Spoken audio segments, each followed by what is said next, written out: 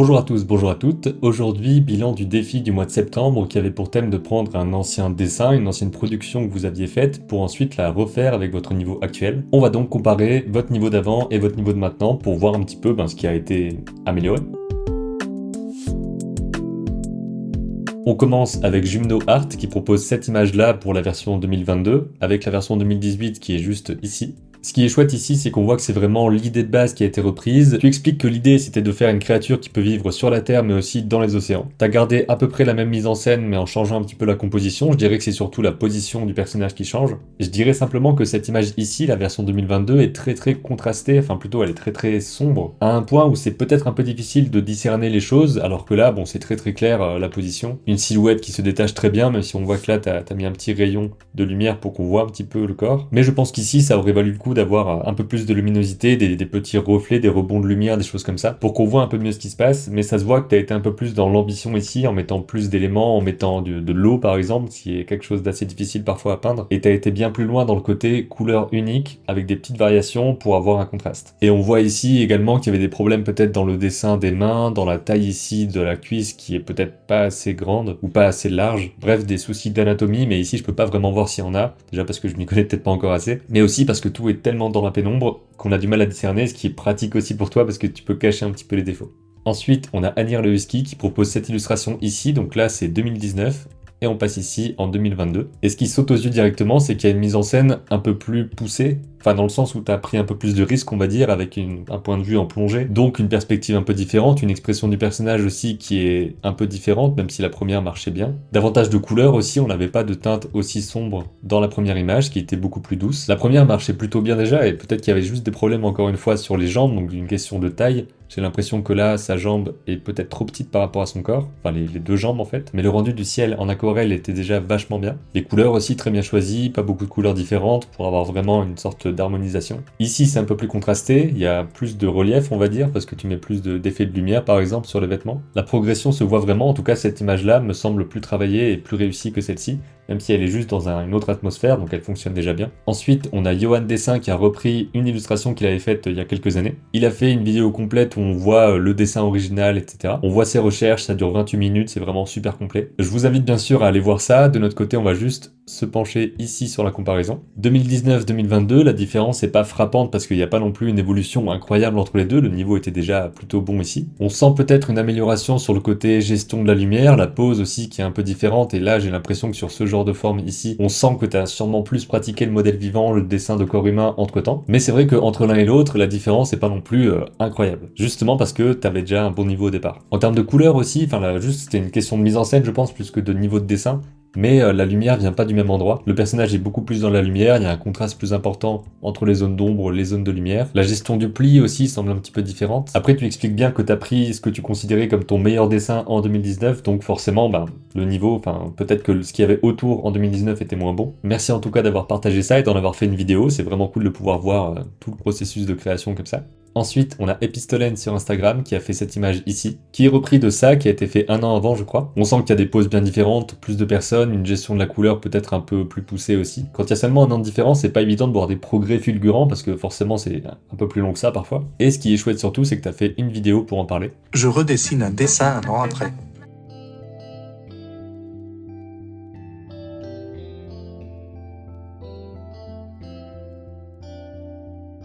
Hop la crayonne. Le hop la crayonnée, motif.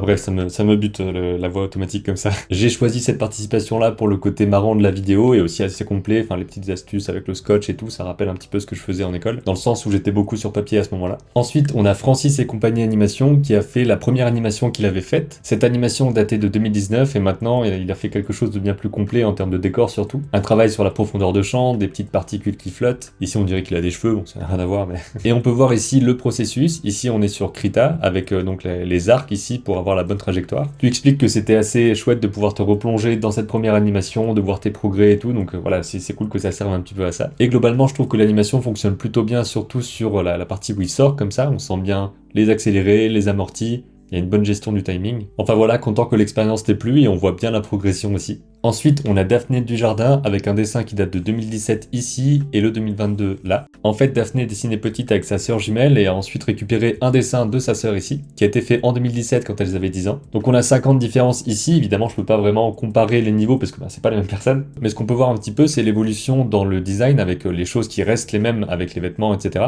Mais on sent déjà qu'il y a une cape en plus, que les cheveux sont plus détaillés, qu'il y a un aspect un peu plus volumétrique si on peut dire, avec des ombres, des lumières plus importantes. Une volonté aussi de mettre en scène différemment dans l'espace avec des sortes de personnages œil derrière. Il y a encore des soucis au niveau de l'anatomie, mais ça je pense que c'est un problème global qu'on a à peu près tous et toutes. C'est qu'il faut beaucoup dessiner deux personnes pour pouvoir comprendre un petit peu comment ça fonctionne en termes de proportions et tout ça. Par exemple, ici, j'ai l'impression que les jambes ont pas forcément la bonne taille, enfin elles me paraissent trop longues, probablement. Et surtout ici, les genoux semblent bien trop bas. Si elle baisse les mains, je suis pas sûr qu'elle soit au bon endroit, elle serait probablement là. Pour les positions comme ça, ce qui peut être intéressant, c'est de se mettre soi-même dans la pose pour pouvoir voir où vont nos mains si on les met dans cette position-là. Si on tend les bras, à quel endroit ils arrivent, ce genre de choses-là. Je pense que les genoux sont bien trop bas. Donc ce que je ferais si j'étais pas sur papier à ce moment-là, c'est de découper tout ça et puis de le monter et ensuite de corriger tout ce qu'il faut. En tout cas, on sent bien que tu veux mettre tes personnages dans des contextes différents avec quelque chose de plus travaillé, donc ça marche plutôt bien. Et évidemment, t'as largement le temps de progresser, de faire des choses plus complètes par la suite, continuer à dessiner et à t'amuser quoi.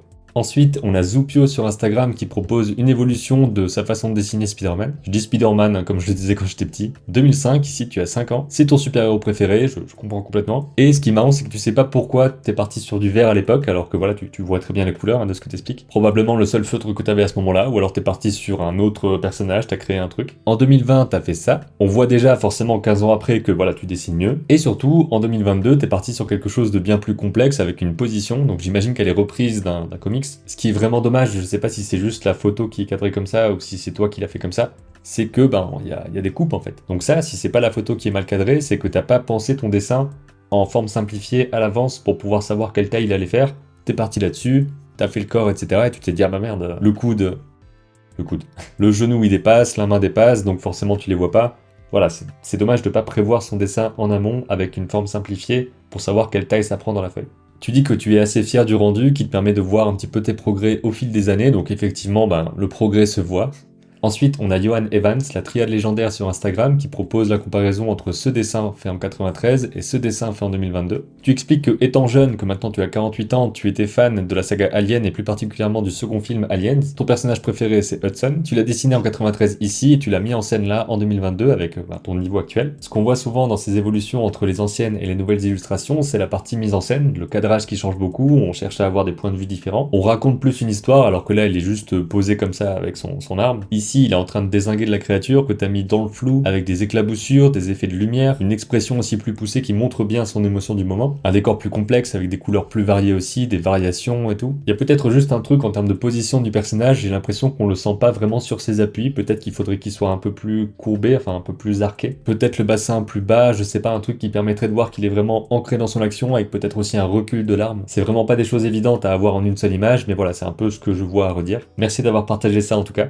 Ensuite, on a Sylvie Femme qui partage ce dessin fait en 2011 et celui-ci fait en 2022, que je trouve vraiment très chouette ici. Tu expliques que tu as retrouvé ce dessin qui date d'il y a 11 ans jour pour jour quand tu l'as dessiné. Vu que j'ai changé d'échelle, ça perd un peu du charme de son regard même si ses yeux étaient beaucoup trop gros. Au final, l'attention est moins arrivée sur lui, le panneau de bus par exemple attire plus l'œil. Je ne l'ai pas poussé très loin non plus, mais j'ai tout de même voulu garder l'esprit du froid de l'automne avec le casque sur les oreilles. Et au contraire, je trouve qu'il est vraiment bien fait, parce qu'on sent son expression, on sent son attente. Il y a des problèmes encore une fois d'anatomie ici, son coude qui est probablement un peu bizarre, sa main qui semble assez plate sur le téléphone, mais je trouve que l'ambiance générale fonctionne, avec ces petites touches de orange pour les feuilles, le fait qu'il y a un petit peu un trait tremblant parfois. Le trait n'est pas complet, il y a la couleur qui dépasse, c'est un style que je trouve assez chouette. Globalement, le tout marche beaucoup mieux je trouve, et j'ai pas l'impression qu'on se focalise pas assez sur lui, je trouve au contraire qu'on comprend bien son attitude, ce qu'il est en train de faire, son humeur à ce moment-là, d'être juste un peu passif dans son truc avec sa musique. Je trouve que c'est vraiment une super évolution, encore une fois, avec un personnage, d'abord juste, on prend un personnage, on le met en gros plan, et ensuite on va travailler un peu plus sa mise en scène, son environnement, parce que là pour le coup, dans la version de 2011, on n'a pas du tout le côté automne, juste le côté froid, éventuellement, si ça c'est la respiration, la vapeur. C'est un des comparatifs qui m'a beaucoup plu ici, donc je voulais le présenter. Et enfin, pour terminer, on a Nahart, Naart, on va dire, Naf, bon. Bref, voilà son Instagram juste là, qui propose ce dessin qui a été fait quand elle avait 7 ans, et la version d'aujourd'hui, évidemment bien plus détaillée, bien plus complexe. J'avais fait ce dessin toute petite, à environ 7 ans, on était abonné à Cho Magazine, donc Cho c'est là où il y avait Titeuf, Captain Biceps et plein d'autres. J'étais pas abonné mais j'en avais lu quelques-uns et c'était assez...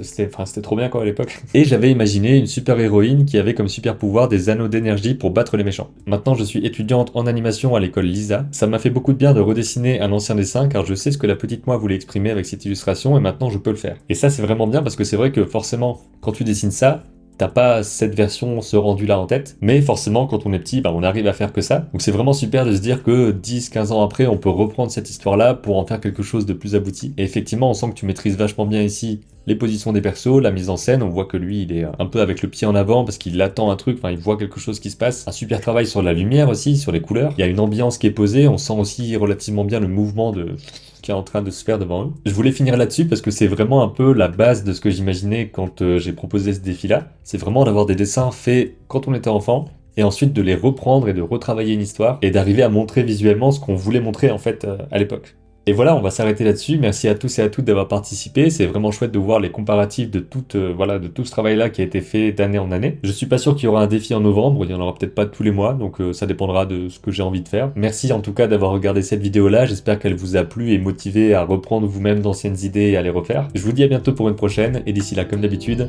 créez vos images et racontez vos histoires.